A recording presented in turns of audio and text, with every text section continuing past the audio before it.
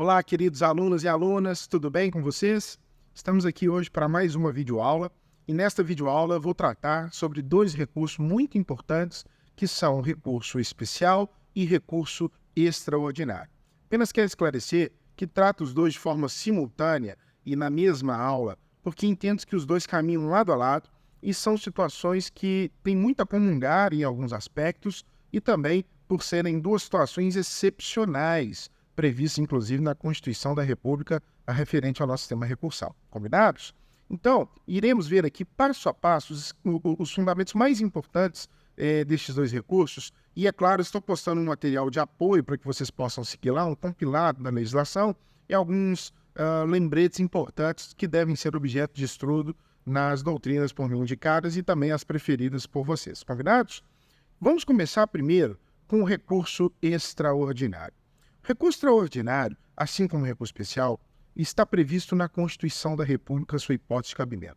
Recurso extraordinário está lá no artigo 102, inciso 3º da Constituição da República, onde fala que a competência do Supremo Tribunal Federal para processar e julgar em sede de recurso extraordinário, vamos lá ler aqui o que diz no inciso 3º. Veja bem, o inciso 3º diz: julgar mediante recurso extraordinário, as causas decididas em única ou última instância, quando a decisão recorrida. Ou seja, vejam bem, em única ou última instância. Não necessariamente esse recurso terá vindo de um tribunal de justiça ou de um tribunal regional federal. Ele poderá ter vindo, inclusive, do próprio STJ, tá? Porque o recurso extraordinário julga em única ou última instância, ok? Então vamos lá. A linha A é quando se contrariar dispositivo desta Constituição. Esse é o principal ensejo de interposição de recurso extraordinário. Ou seja, violou a Constituição da República, cabe recurso extraordinário, desde que, em se tratando de única ou última instância, essa hipótese de cabimento. Então, muito cuidado, porque essa ofensa à Constituição, ela tem que ser uma ofensa direta, ela não pode ser reflexa, tá? Essa ofensa direta, ou seja, tem que ser uma violação literal e não pode decorrer de uma tese cujos reflexos espirrarão, vamos dizer assim, nas ofensas constitucionais. Essa ofensa, então, ela tem que ser direta e literal, ok? Mais adiante nós vamos falar também uma questãozinha que chama repercussão geral e que tem a ver com essa questão.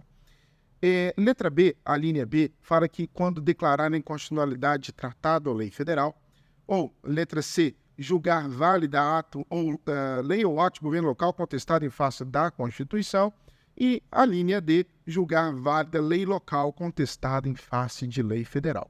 Ou seja, as hipóteses de cabimento do recurso extraordinário estão todas lá de forma taxativa elencadas na Constituição, artigo 102, incisos 3º, as linhas A, B, C e D.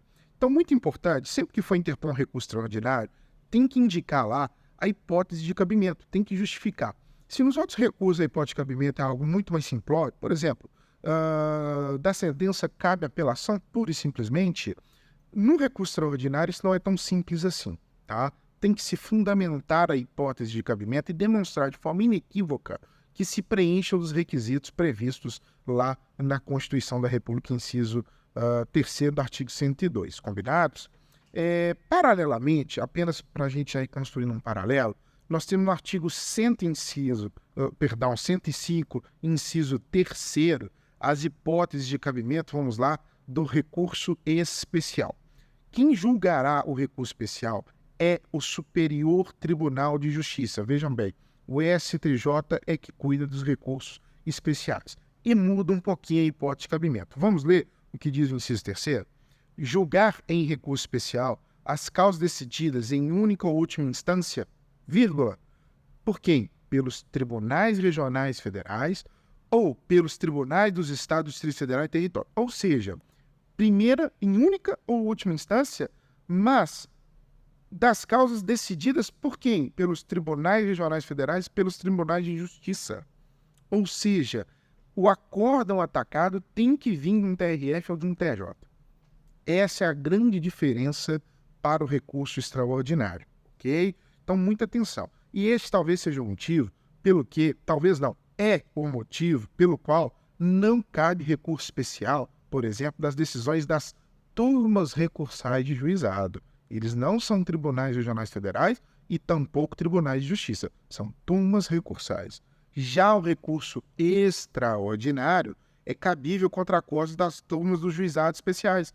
E por quê? Porque não se faz distinção que esse acórdão tem que vir de um TRF ou de um TJ. Ok? Lá no 102, fala-se apenas em única ou última instância. Aqui não. Em única ou última instância, vírgula, desde que venha de um TRF ou de um Tribunal de Justiça. Quando cabe o recurso especial, também temos hipóteses extremamente restritas na lei. É por isso que o próprio nome diz que ele é especial. Ele não é uma situação assim, tal qual uma apelação, onde em qualquer hipótese de sentença que se discutir no mérito ou questões processuais você pode interpor. Combinados? Então vamos lá. O inciso 3º diz: julgar em recurso especial as causas decididas em única ou última instância pelos TRFs ou pelos TJs dos Estados, Distrito Federal e Territórios quando a decisão é recorrida. A linha A. Contrariar tratado ou lei federal ou negar-lhes vigência. Essa também é uma das grandes hipóteses de maior incidência de interposição de recurso especial. Por quê? Tal qual na linha A do 102.3, você tem lá, quando há violação constitucional, aqui nós estamos tratando de violação de legislação infraconstitucional, ou seja, de lei federal. Quando houver violação das leis federais, compete ao STJ processar e julgar o recurso especial, ou seja, o STF cuida da Constituição da República e o STJ é o guardião da legislação infraconstitucional. Tá? Prosseguindo, nós temos aqui, letra B, a linha B, julgar válido ato de governo local contestado em face de lei federal. E a linha C, também uma outra hipótese muito comum de interposição de recurso especial.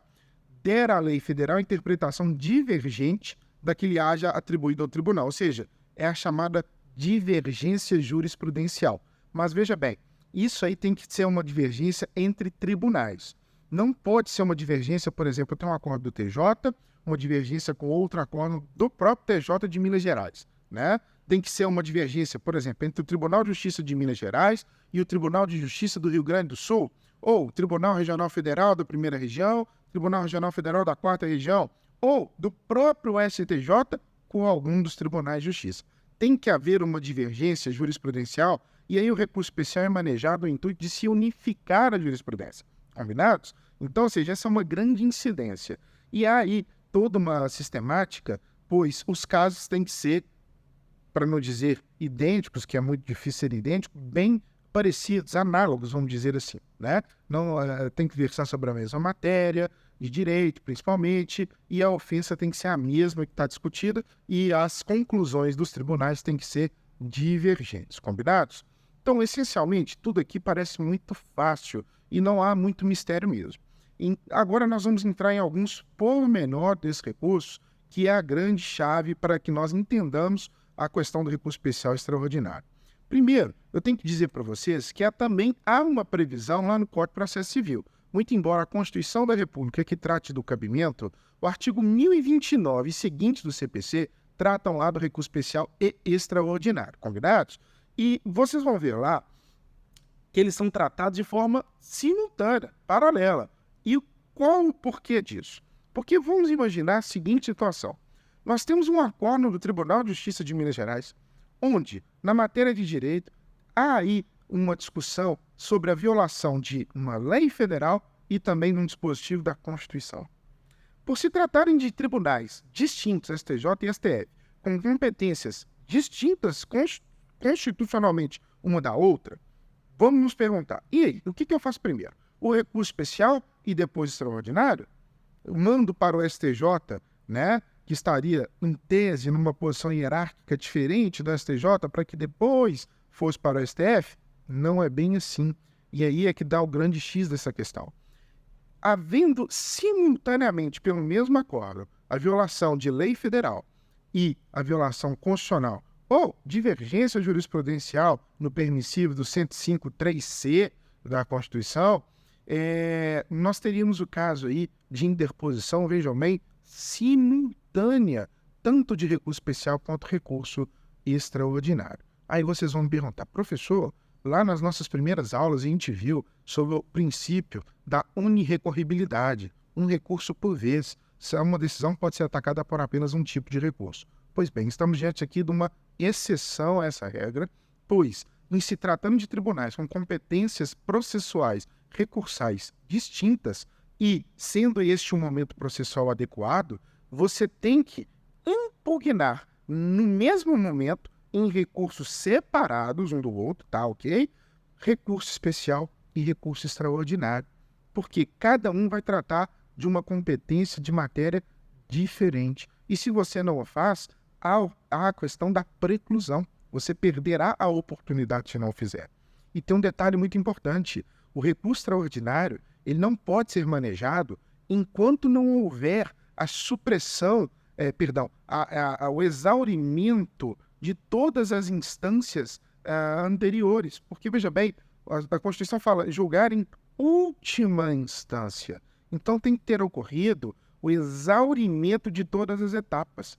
E aí, se você tem uma questão lá da lei federal, você tem que ter atacado também essa violação de lei federal, sob pena de não conhecimento do seu recurso extraordinário, pelo simples fato que você não exauriu as instâncias inferiores, ok? Então, você interpõe. Como é que funciona? Interpõe um recurso especial. Esse recurso especial é direcionado à presidência do tribunal. Presidência, quando eu falo, pode englobar, inclusive, a vice-presidência. Isso varia de tribunal para tribunal, de acordo com o regimento interno de cada um. Então, via de regra, vamos falar aí presidência dos tribunais, combinados?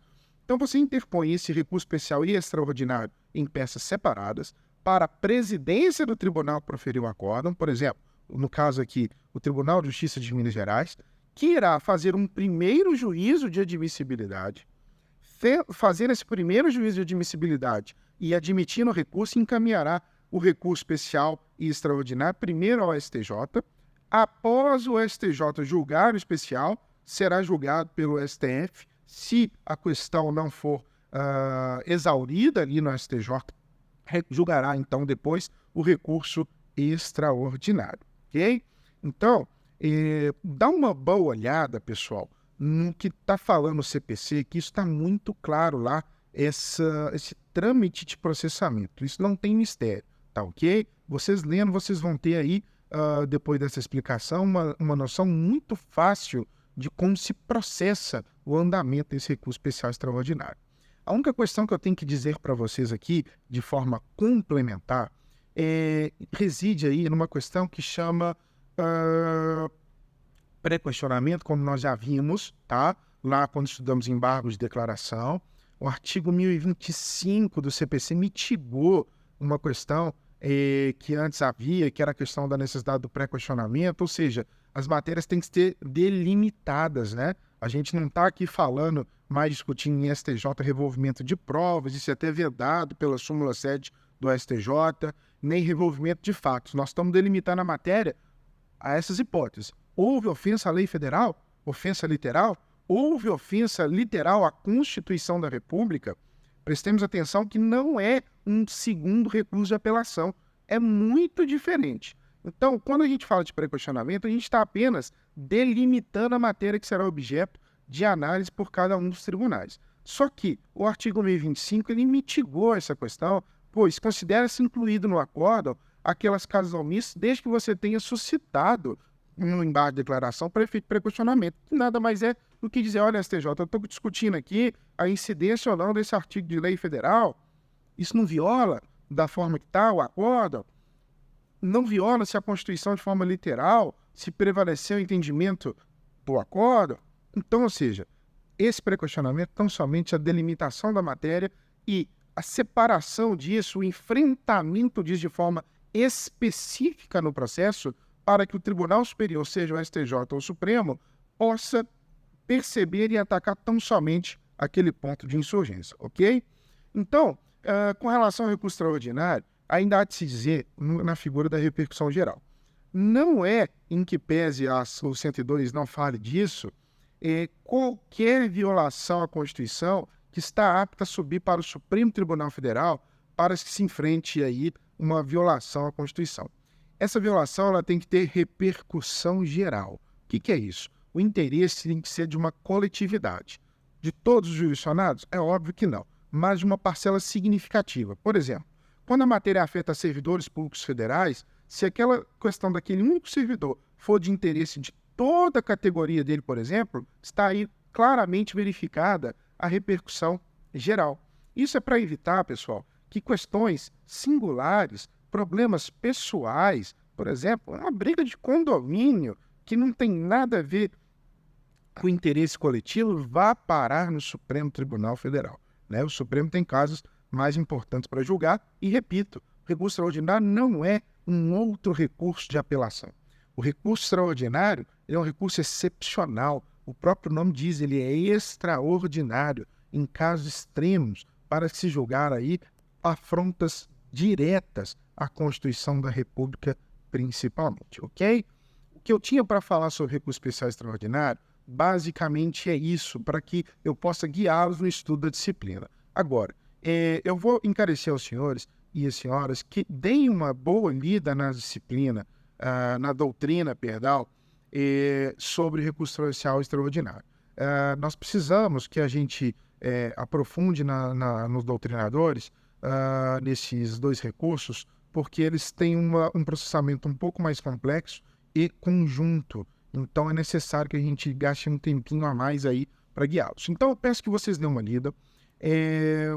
Voltem a falar comigo, interagindo lá para o nosso sistema do processo do EAD, né, no Canvas, para que possamos trocar uma ideia sobre isso. Estou abrindo um fórum de discussão para que a gente possa tratar dos assuntos. E também estou postando material escrito, basicamente com alguns lembretes importantes para guiá-los nos estudos. Combinados? Então, pessoal, por hora é o que nós temos para falar. Agradeço mais uma vez, permaneço à disposição e bons estudos a vocês para a gente poder enfrentar mais essa etapa do nosso curso. Um abraço para todos. Tudo de bom.